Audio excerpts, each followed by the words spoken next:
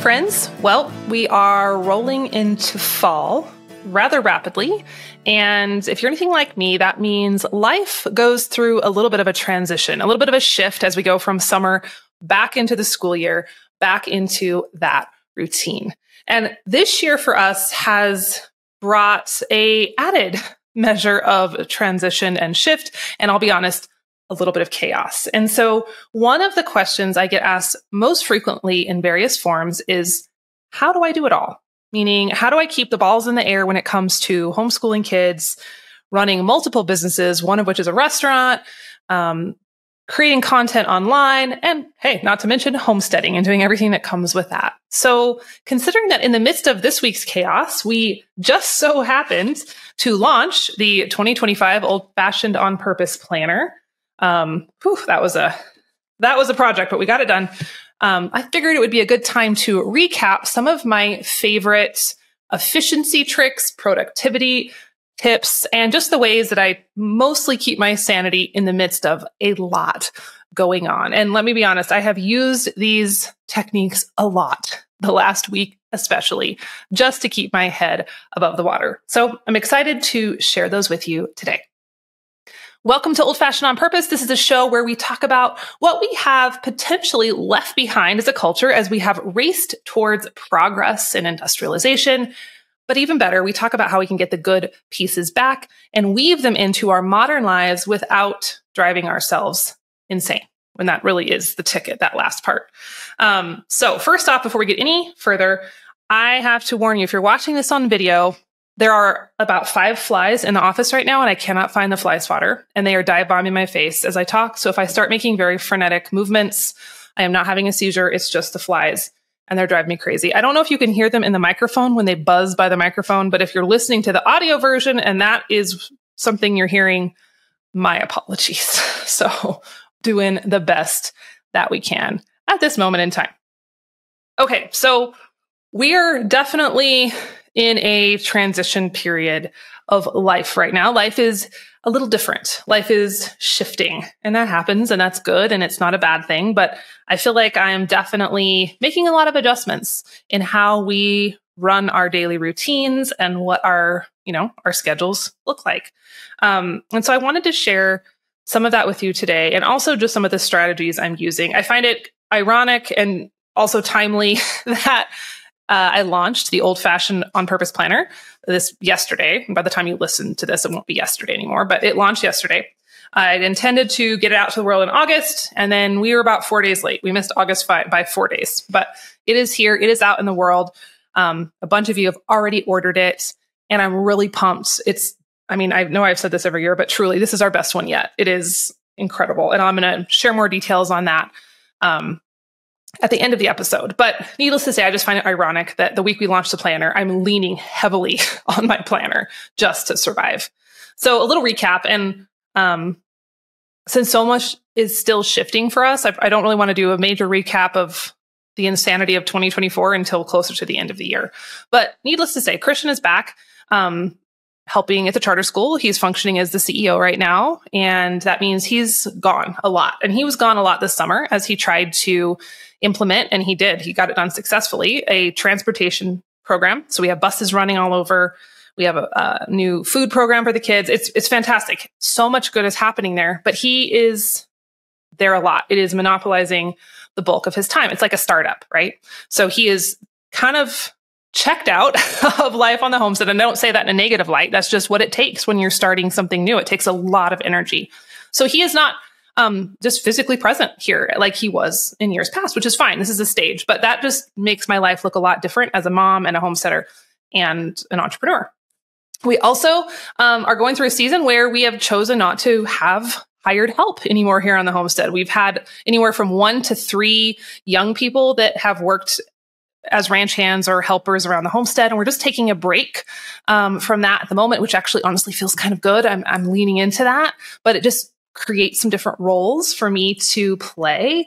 And let's see what else. We've started homeschooling, and I talked about, homeschool curriculum on an episode a couple weeks ago.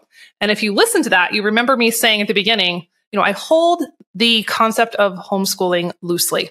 Like I don't hold on to it as dogma or like an identity, but we just re-examine every year what we're doing. Again, ironically, 2 days after I recorded that episode, my middle child, our son, came to us and he's like, Mom and Dad, what would you think if I went to the charter school this year instead of being homeschooled? He's like, I like being homeschooled, but I am learning more about what's going on at the charter school because he spent a lot of time there this summer. Even though the building was empty, we were there working and he was getting to know the teachers. And he's like, I think I really want to go. I think it's going to be something I really enjoy. So that was a major curveball. And as I shared on that podcast episode, I was planning on homeschooling him and his younger sister. So I went from, I make it sound short, there was hours of conversation around this, right? But we came to the conclusion as a family that was a good idea for him to do that. So I went from schooling 2 kids to now I'm schooling my third born, who's in 3rd grade. And on one hand, that makes my life a little easier because I only have one child to homeschool. But on the other hand, it complicates things because, my older children, all of my children, honestly, but especially my older 2, they are handy to have around. They are very useful. They are very responsible. They are wonderful counterparts in this homestead life. And so now having him and my oldest gone during the day makes chores a little different, makes homestead life a little different. So I'm adjusting to that.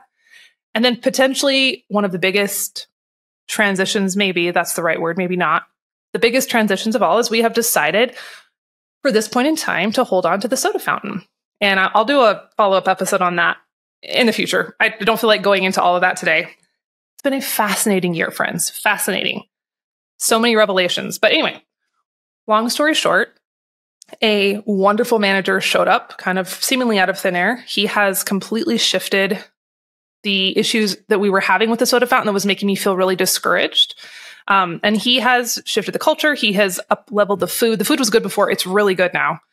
And I'm feeling just a fresh excitement for what the soda fountain could become. So while we were pushing really hard at the beginning of the year to sell it, I think, honestly, I'm going to take all the ideas that I was sharing with prospective buyers because I had a whole document, and I'm going to implement those ideas ourselves. And I'm pumped. Like, I am excited. Like, it's like the honeymoon period of the business all over again. We have a great team who can help implement that. So all of that's good, but I'm back at the soda fountain more than I was in prior months, bringing things into play and helping with systems and processes and helping in the kitchen and all of that. So I'm telling you all of this. I'm rambling just so you know that my life is complicated, just like yours, just like probably everyone listening. You have lots of hats that you wear. You have lots of irons in the fire.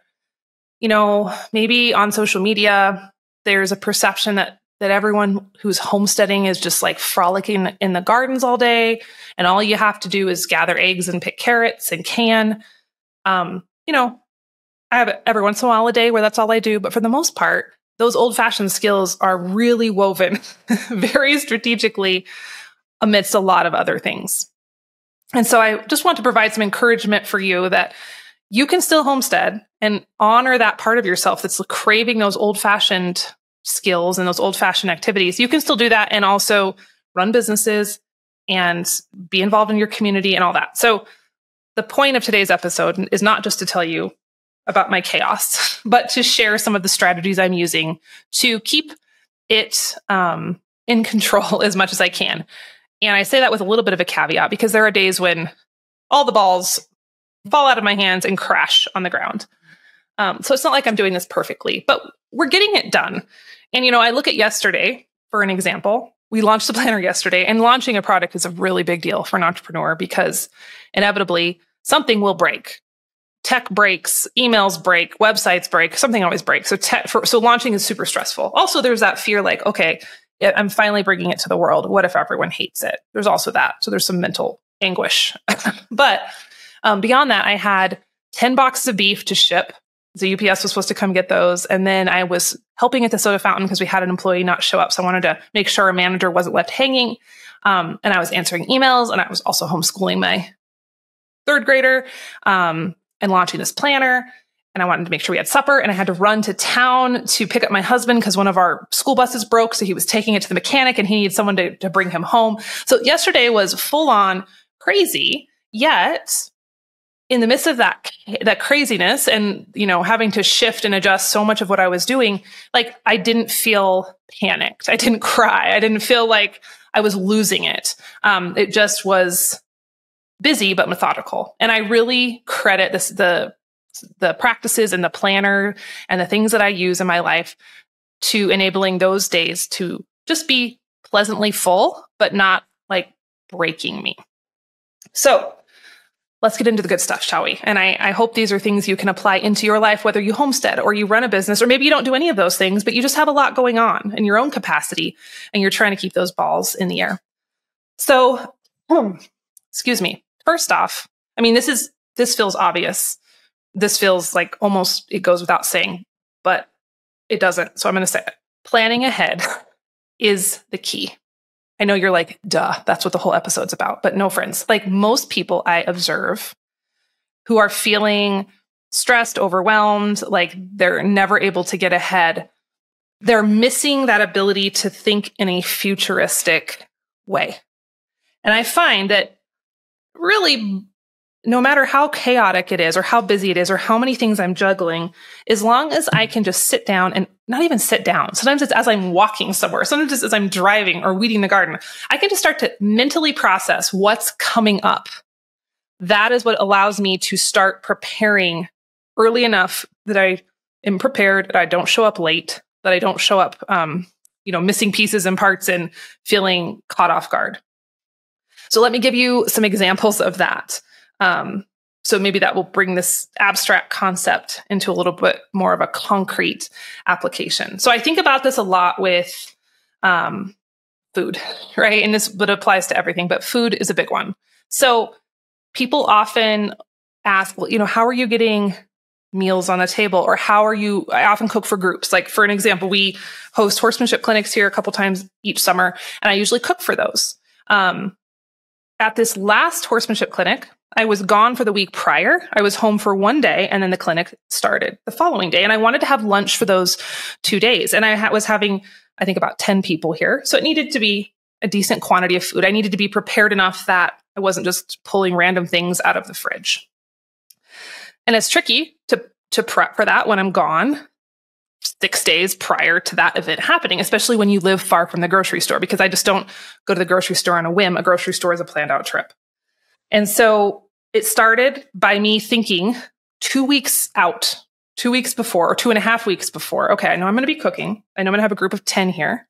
I know I'm going to be gone. What do I need to do now to make sure that I'm ready for that? And so I just jotted down, it took me 10 seconds. I jotted down a couple lunch ideas. And then I jotted down later that day, okay, what do I need? I'm going to do tacos. Okay, I have tortillas already in the fridge. They're not going to go bad in 2 weeks, or they're in the freezer or whatever. I always have ground beef. I'm going to need lettuce and tomatoes because those are going to go bad. I can't buy those too early. I just started to map it out. Just simple. This didn't take a ton of effort. I just was just doing it. And I use a notes app in my phone for those quick little brainstorming sessions, or I use my planner. And then I knew, okay, I'm not going to be able to easily grocery shop before I need to serve lunch. So I need to get to the grocery store somehow that one day I'm home. And I'm like, well, I'm going to be driving through town on my way back from my trip, and I'm going to have my horse trailer with me. So I could probably go to one of the bigger grocery stores that has a big parking lot to handle big trailers. And so I planned it out. I was on my way back through Wyoming. I stopped in town and picked up groceries for lunch on my way back from my trip. And before I learned how to think in such a futuristic way, I would have compartmentalized so much. And now just being able to plan ahead. Again, I know it sounds so obvious, but it makes all the difference. Whether you need to bring cookies to a function at your kid's school, or you need to make sure that you set your running shoes by the door before you go to work so you can take them with you and walk on your lunch break. Like those little bits of planning ahead, they really make everything flow more smoothly. They're really the lubrication to a very full life. And I either use the notes app on my phone, like I said, for that. And I have tons of very fragmented notes that no one else could understand but me. but it works because my phone's always with me. Or I will use my planner on a given week. I know I need to remind myself. I write things down obsessively. So just thinking ahead, just pausing and thinking ahead even a little bit. You could do it for buying birthday presents or booking reservations. Just do it, just think, make sure you're just always looking forward. What are those little details that fall through the cracks? That makes a big, big difference for me. Okay, my number 2 strategy, and I've talked about this before on this show and I think in some of my courses, brain dumping.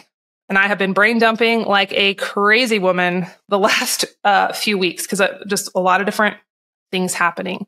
So one of the biggest contributors, I think, to feeling that level of stress that's really unhealthy, where your heart's racing, you're getting jittery, you can't sleep, you can't relax, you can't reason through it. It's almost irrational, right? And I've been there so many times. The biggest antidote to that is to get whatever is in your head out of your head and either on a computer, but preferably on paper. There is something that happens when things are swirling. They feel overwhelming. They feel out of control. They feel like you cannot get a handle on them. When you write them down, you can see what you're dealing with and you can start to make a plan of attack. And so whenever I start to feel like this, I do it with Christian a lot too, when he starts to get overwhelmed, because he's not only helping run the school, but he's also, doing other projects in his life. And so when he starts to feel like everything's crashing down, we stop and we brain dump. And that is as simple as get a piece of paper or use one of the back pages of your planner, and you write without thinking. And you write everything down that you feel like, I have to do this. This is late. There's a deadline. Oh my gosh, this is happening. This is coming up. You just write it down. No organization, no rhyme or reason. You don't question it. You just write it. And you get it out of your head and you get it onto paper. And there is something so cathartic about that. That is the first step for me in quelling that anxiety and getting rid of that panic, high blood pressure feeling and getting back to a place where I can start to tackle. Because what I have found, when you start to feel stressed, overwhelmed, chaotic, whatever, the only way out is through, right? It's like one of my favorite saying, action cures fear. And anxiety is a type of fear. So if you're feeling anxiety about all the things you have to do, raise your hand if you do the 3 a.m. wake up, run through your to-do list. Like it's the worst thing possible for us to do, right? And I definitely do it sometimes. Kind of like I feel like you can't stop your brain sometimes, right? But that's just that fear, that anxiety working in our brain, and it's not creating any good result. And so the way that we cure fear is through action. So the only way out is through. So if you've got a lot going on, get it on paper so you can start creating that plan of action. And you're going to feel an immediate reduction in your stress. I promise you, just having it listed out. And that brings us to strategy number 3. Again, I've taught this before, and there is a dedicated, let me show you. If you're on video, I'm going to show it to you. If you're not on video, don't worry, because you can see this on the planner page. I'll say right now, you don't have to have the planner to do this. But if you decide to get the planner, I have a special page here where you do a brain dump. It's literally called the brain dump section. Do just what I said. And then we do the project mapping here on these pages. It says prioritize and it says project. And there's 4 little boxes. And so this is the project mapping page. And what I do is I look at my brain dump. I like to do this on a whiteboard too. I started on a whiteboard and then I transfer it into the planner because the whiteboard gets real, real messy. And I like to erase it and rewrite. Okay, so we take our brain dump and we start to prioritize which of those projects are crucial, like deadline is coming up, it's got to happen now, or we're sunk. Or are they just those projects, and let's be honest, we all do it, where our brain tries to tell us that they're more urgent than they are. And my husband calls me out on this all the time, where I'll be like, oh my gosh, we've got to build the barn, I got to paint the shed, and I got to can the tomatoes, and I have to launch this book, and I got to do this thing, and I got to get to the soda fountain. And he's like, wait. Do you really need to paint the shed right now? And I'm like, yeah, I do. I totally do. And he's like, no, really. Like, if you don't paint the shed in the middle of this period of chaos, is anything going to die? And I'm like, well, no. So that's where you can start to get honest with yourself and prioritize the things that really have to happen, right? If you have a work deadline, that has to happen, versus the things, researching meat chickens. You might want to do that. It might feel urgent, but it'll wait. Nothing will burn down if you put that off into a later date. So prioritize your brain dump. That's what we would do first. And then we pick the top. I would prefer top 2. I'd say top 3. The planner has room for 4. That's pushing it because our brains can only handle so much. Multitasking is a little bit of a myth for the human brain. We like to say we multitask. People brag about multitasking well. With how our brains are wired, truly, we can pretty much do one thing at a time. Well, when we start to multitask, we split our attention and do lesser quality work. But that's a tangent. So I'm back to my point that pick preferably no more than 2, but up to 4 of the projects that you prioritize, the top projects that have to happen now, or at least you have to kick the can down the road is how I think about it. You have to just start the first step in order to get the ball rolling. So for example, I'll use the soda fountain because we're doing some big projects, some big changes in the soda fountain.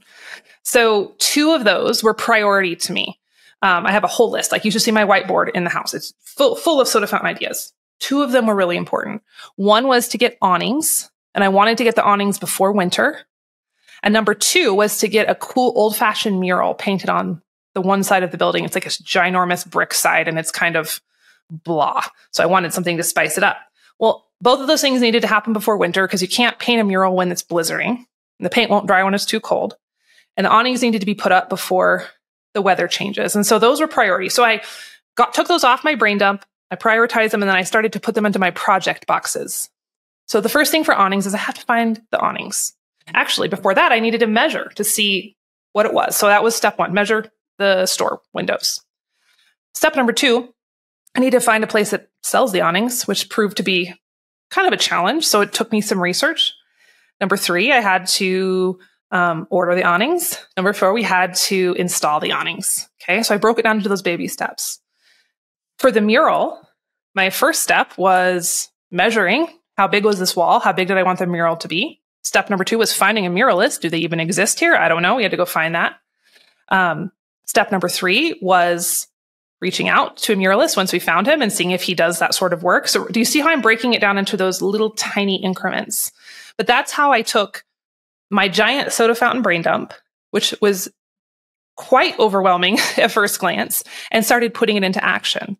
And so fast forward a couple weeks or a month or so from when I initially started that brain dump, the awnings are up, the muralist is scheduled, the deposit is down, and he is working on designs. And so those 2 things were things I have put off for over 2 years because it just felt too hard to start the ball rolling.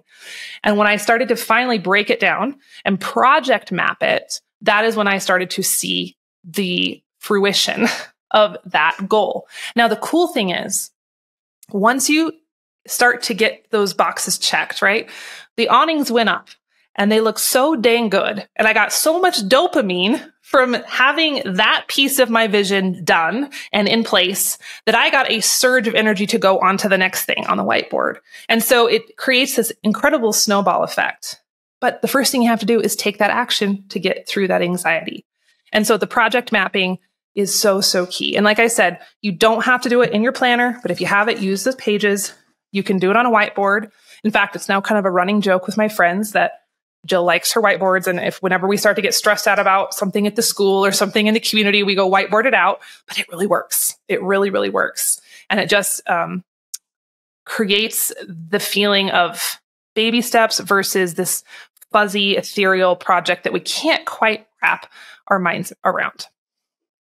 Okay, so that was 1, 2, 3. Now we're on to number 4. My 4th strategy for mostly, kind of, sort of, keeping the balls in the air. Again, maybe this is self-evident. I'm going to say it anyway, because for all these self-evident time management strategies, I still get bazillions of emails from people asking me how to manage time. So here's how we do it. Okay, my next strategy is write everything down, like excessively. Write it all down. Write all the details down because it will leave your brain. And I joke with my friends about maybe I'm having short-term memory loss right now. I think it's more that I just have a lot of things to think about. And like I said a minute ago, humans, we really don't multitask very well. We're pretty bad at multitasking.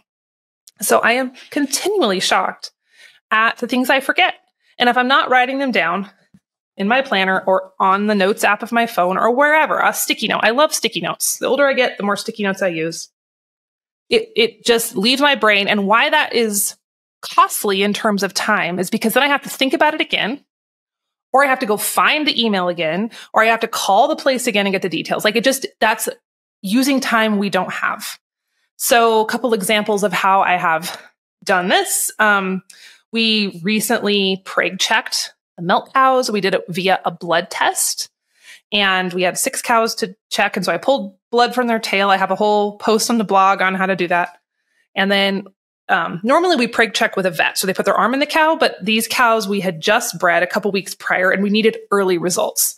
And you have to wait a little bit longer for the vet to be able to detect it with their hand or an ultrasound. So anyway, little side note there. I had these little pregnancy tests that look kind of like human pregnancy tests. You just put the blood in there with a little diluent, and it tells you the results in a few minutes. And so I found, I think 3 of our milk cows were bred, and then we had 2 results on Mace's show heifers. They were kind of suspicious. We weren't 100% sure. One I was pretty sure was bred, but the test was a little bit fuzzy. So we decided to breed again. And I was like, oh, I'm going to remember this. I'm totally going to remember who we thought was bred and who we weren't sure about, because there's only 2. Duh. Well, thankfully, I know myself. So just to be safe, I went into the notes app of my phone and I wrote, acorn is bred, juniper is bred, lilac, ? Magnolia, ? Well, 2 weeks later, when we went to preg test again, pull more blood, I couldn't remember who I was uncertain about. So I went into the notes app and it saved me a ton of time. Those little things, don't underestimate how useful they are if you're trying to keep track of a lot of different irons in the fire. So write down the details, write down where you planted different things in your garden, because you will not remember next year when you plant, I promise. Write down the type of seeds you planted. Again, the planner has a whole section for your garden on your seed inventories, your garden notes, your garden layout, so you can jot all that down. Write down what you preserved. Write it for the love, folks. Use a Sharpie on those canned goods that you're canning, because if it looks like something else, you won't remember. Like you just won't. I don't remember. Write down or make notes on the things you put in your freezer. Make notes about the buckets of food in your pantry. It's just so easy to forget. And we can preach a whole sermon on how scattered we are as modern people, or how our phones are reducing our attention span. I totally agree with all of that. But at this point in time, I'm like writing it all down just to make sure that I can stay on track, because it's easy to forget. Okay. My next strategy is food related, of course, because I love food efficiency. Make sure that your meals are staying flexible so they flow with your life. So they're serving you and you're not serving the meal plan. It's super key, especially when you're in a stage of life with maybe you have kids and activities, or you have you're doing a startup, or you're starting a business, or you've got a lot going on. We don't want our meal plans to create extra stress or box us in, because we're already boxed in with other obligations. So I talk about this a lot related to Mealcraft. For those of you who are in the Mealcraft membership, I have episodes on the podcast on this, so I'm not going to belabor the point, but learn how to cook on the fly. Learn how to cook by feel. Learn how to cook without a rigid recipe, because that will be such a game changer when your life is crazy. So here's an example. Here's what I did last night. So yesterday was a very intense day with the launch of the planner, shipping beef, helping at the soda fountain, homeschooling the child. Like there was a lot going on. I still wanted to be able to eat at the end of the day, because we're far enough from town. If I don't have something for supper, we just eat random stuff from the fridge, and that's okay sometimes. But sometimes, after a long, hard day, I want to eat some good food. It's just something I really enjoy. So I had, thankfully, the forethought to pull some roasts out of the freezer the prior day when I was unboxing beef. So I pulled them out, let them thaw overnight. I threw them in the crock pot with some seasoning yesterday morning. Thankfully, put it on low, because I knew I was going to be in and out all day. I was not going to be babysitting those things. Put them on low. Did I know what I was going to serve with it? Nope. Did I have a plan for sides? Absolutely not. I knew I had some roast. So when I got home from the soda fountain around 5 p.m. with hungry children and Christians dealing with some broken down buses at the school, and everyone's a little bit frazzled, the house smelled amazing when we walked in, because the roast had been cooking slow all day. And I was like, okay, what are some quick sides? So I have potatoes in the garden right now. I went and grabbed a few potatoes. Didn't take long to dig, maybe like 60 seconds. Just dig enough to fill a colander. I had a couple little zucchini in the fridge. So I'm like, well, we're going to have just simple boiled zucchini, cooked zucchini, and some mashed potatoes. So I threw the potatoes, I just washed them, peeled off any bad spots, left most of the peels on, threw them in the Instant Pot. You know, you can boil the potatoes on the stove, but the Instant Pot is a little bit faster if you're trying to mash them. And then sliced up the zucchini, stuck it in a pot. The roast was in a holding pattern in the crock pot, so it was fine. And we were able to sit down last night. It was about 7 o'clock, a little later than we normally eat, but we sat down to a really nice supper with mashed potatoes and gravy and roast. And my hands-on time in the kitchen after a really long day away from the house, right? And I'm not Ma Inglesing it right now. I'm not in the kitchen all day with my apron, guys. I'm all over Kingdom Come at this point in my life. My life has changed a lot from me writing the Homestead blog 15 years ago, you know. But anyway, we were able to have a really nice supper, gravy and vegetable and mashed potatoes and homegrown roast with very little hands-on kitchen time from me last night. And I was once again reminded, like, that flexibility is key. If I had put myself into this rigid meal plan where I had to cook this certain thing at a certain time, like, I just didn't have the energy for that. So if you can get those flexible meals in your repertoire and really just learn to lean into kind of flying by the seat of your pants in the kitchen, it helps a lot. It just takes that stress off. And there's just something about being able to eat something good and wholesome and home cooked at the end of a long day that just, I think it reduces stress. I think it brings the family together. In fact, I know it does. And it makes a big difference to kind of bookend your chaotic days with that sense of togetherness. That makes a big difference if your life is busy like mine. Okay. Oh, and if you want more info on Mealcraft, we'll drop that in the show notes. If you want to join, it's a framework subscription where I give you 4 frameworks a month that teach you how to cook by feel and kind of do what I did last night. You just use what you got, you get creative, and it's the only way I know how to cook, honestly. So there's some guidance on that in Mealcraft, but I'm not going to belabor that too much today. Okay, my final strategy, which isn't really a strategy, but just a reminder that some things are going to fall by the wayside if you're in a busy season, and it's okay. It is fine. Give yourself grace. We are not supposed to be super people, supermen or superwomen, and you just got to prioritize and pick your battles. So here's my example, because you guys love it when I confess my sins here on the podcast. I started off really strong in the garden. I was keeping it weeded very well, very proud of myself. And I was doing a very good job staying on top of things.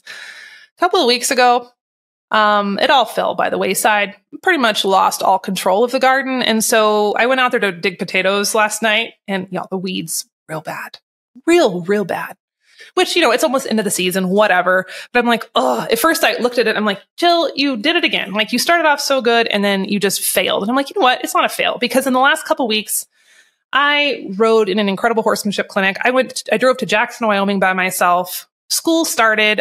We kicked off a new homeschool year. I've been preserving stuff. I've been running launches. I've been helping at the Soda Fountain. I've lived an incredible full life over the last 2 weeks. And if I have some weeds in the garden as a result, so be it. It's okay, right? And there was a time earlier this summer when I was prioritizing the garden, and I was getting a lot of peace and dopamine from weeding. But at this stage of the summer and early fall, that's not the case. And I'm getting that enjoyment, and I'm fulfilling other tasks and purposes. And so sometimes we just have to let things fall by the wayside and be okay with that. And, you know, we can do all the planning and the whiteboarding and the project mapping and the brain dumping, and it's great. But it's okay if there's certain areas of your life where you just put them on the shelf for a little while. So give yourself some grace. Us homestead folk, we just have a lot going on, way more than the average person. We're trying to live the old-fashioned life while still keeping a foot in modernity, at least most of us, right? We can't all become Amish and go back to horses and buggies. And so we're still trying to live in both worlds. And Ma Ingalls wasn't doing that, right? And our friends who are living a full modern life aren't doing that. So we have a very unique situation, and it's okay to just sometimes let things go. So that's my spiel for you today. And I hope it gives you some solace and some hope if you're going through a season of life that just feels a little crazy. And, you know, I've learned that I used to wait for just to get to the next season where it wouldn't feel crazy. And I've realized that's probably not going to happen for me for a long time. And with how I'm wired, probably won't let that happen. And so I've just learned to lean into the pressure. And one quote I think about a lot, I think it came from, my goodness, he was Michael Jordan's trainer, Tim Grover. Tim Grover, I love his books. I think this quote came from him, but he says, pressure is a privilege. And I think about that a lot. I've thought about that a lot this week, especially because I've had some pressure. I've had some pressure that folks who don't run small businesses will never understand. Working late, getting up early, busting your butt all day just to keep the businesses running and to fulfill obligations to customers. And it's a lot sometimes. And I keep thinking pressure is a privilege. Pressure is a privilege. And I think it rolls back into this idea of an old-fashioned on-purpose life too, right? Because modernity is about ease and convenience and comfort at all costs. And modernity teaches us to escape from pressure, run from anything that's difficult. Whereas folks like you and I, we're not wired like that, right? We're seeking something more. And part of that more, whether you're growing a garden or milking a cow or homeschooling your kids or starting your own business, it involves pressure. And we're purposely putting that pressure on ourselves because we don't have to. We don't have to start the business. We don't have to homeschool our kids. We don't have to grow our own food. But we're shouldering that pressure. And there's something to that. There's something beautiful that happens amidst that, even when it does feel a little heavy at times. So anyway, keep on doing the good work, friends. It's the good stuff. And pressure is a privilege. Now, I promised I'd tell you a little bit more about the planner. So I'm going to do that really quickly without sounding like an infomercial. But I'm really proud of the planner this year. We've had some road bumps along the way. This is the 5th year producing it. Last year, we used a drop shipper who created a lot of headaches for me and you, and I'm apologies for that. The shipping with them was not good. I will never use them again. And in the midst of that stress, because that was stressful, I had a member of my audience who is a homesteader reach out to me. His name is Justin, and he's like, I own a printing company, and I would love to look into potentially printing the planner for you in the coming year. So I've been working with Justin and his team at Lake County Press for many months. And we have together been able to create the best planner yet. It is thicker than ever before. It's 300 pages. And as you can see, if you're watching the video, it has freaking tabs because we have been trying to get tabs for all of the months and sections now for 5 years. And it's been, you have no idea, guys, how hard it is to get tabs. You just don't even know. We got the tabs. They are here. The cover is a PVC, so it's coated. It's not going to rip. It's not going to tear. The paper is luxurious. It is beautiful. It's like I just want to touch the paper because it's thicker and it does not bleed. It's very high quality paper. It has the pieces that you love. It has the weekly spreads, the monthly spreads, and we've also added some new portions. We've added a word of the year because you guys love it when we talk about words of the year and goals here on the podcast in January. There's a page for that. There's a reading tracker because I'm such a book nerd. I had to put that back in. There's a food production tracker. And all the parts you love where you get to track your kitchen, your garden, your homestead tasks, and all your meals and all your food. So whether you're a homesteader at heart or you have a full-fledged homestead, I think you're really going to love this planner. One other note, I don't say this to be a marketer, but there is a limited quantity because when I work with these printers, I kind of have to guess how many I'll sell. And then we print that amount just with how printers are set up. We can't just print on demand with most of these printing houses. So we have a set number of these. They will sell out. They sell out every year. So I wouldn't wait too long. I'm not saying you have to order it tomorrow per se, but I wouldn't wait till January to order it if you really want it. The other piece is that we did create, where are they? Okay. I'm sorry. I know most of you don't watch us on video, but all of this is on the page too, which is prairieplanner.com. So if you're not watching the video, you can see all this, but there are custom stickers this year. The wonderful woman who designs the interior of the planner, she designed these stickers for us. And they're appointment stickers, and there's cute stickers, and there's time to weed, butchering day, cleaning the coop, canning day. There are only 500 sets of these printed. So when you order your planner, you can add the stickers onto your order. But there are fewer stickers than there are planners because I wasn't sure how many of you like stickers. I think some of you do. So honestly, I may have under-ordered because we're already halfway sold through the quantity of stickers. So if you really want the stickers, don't wait.